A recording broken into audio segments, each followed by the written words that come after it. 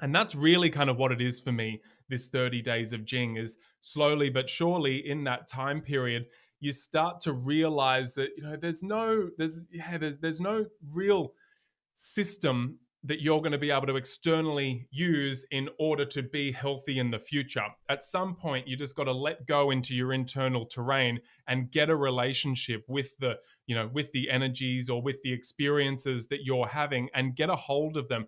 As you let go into that blackness of the water in the kidneys, into that darkness of potential and perpetuity, so after a while, because there's nothing to kick off.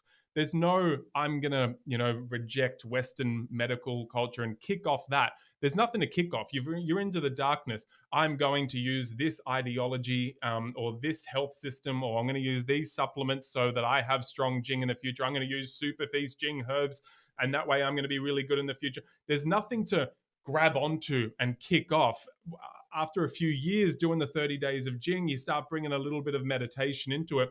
You let go, and you got to become you got to be self perpetuating. And that happens when you are starting to design and build your lifestyle and your foundational practices based on the rhythm that you can feel and the outcomes that you are producing each year, as you and just throughout your life in general, which is something just so deeply personal. And that's what happens when 30 days of Jing, as we move through it, a lot of people are just like, man, there's just like, you just feel so solid because you experienced something so deeply personal. And this happens in many wisdom traditions. And me and Tani have been kind of like back and forthing a little bit, and she's been sending me a few podcasts just about the darkness practices.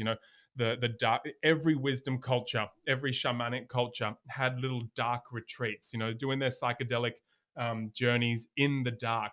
There's just something about that melatonin inducing darkness. The Taoists would have their dark retreats, I haven't experienced them yet. It's something that we want to Tani and I want to get over to Tao Garden and experience those with Master Chia.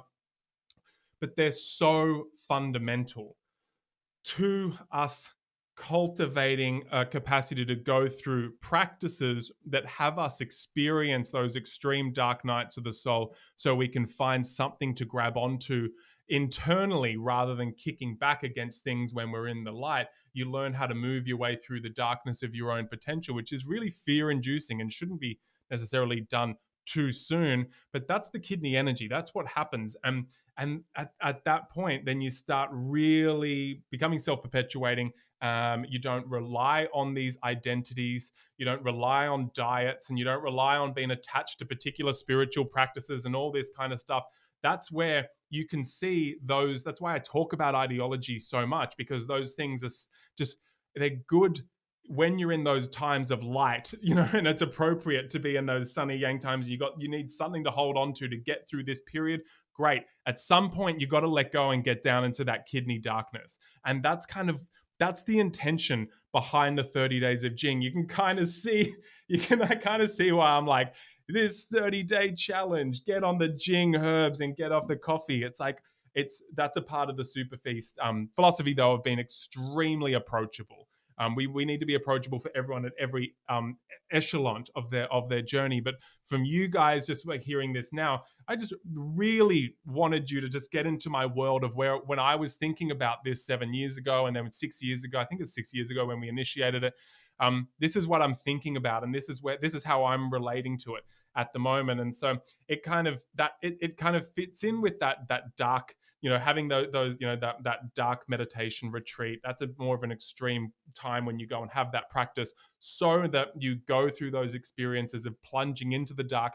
And the idea from a Taoist perspective is you do that intentionally, so that you don't have to have life manifest those experiences for you, so that you have to go through them in a way that's outside of your intention.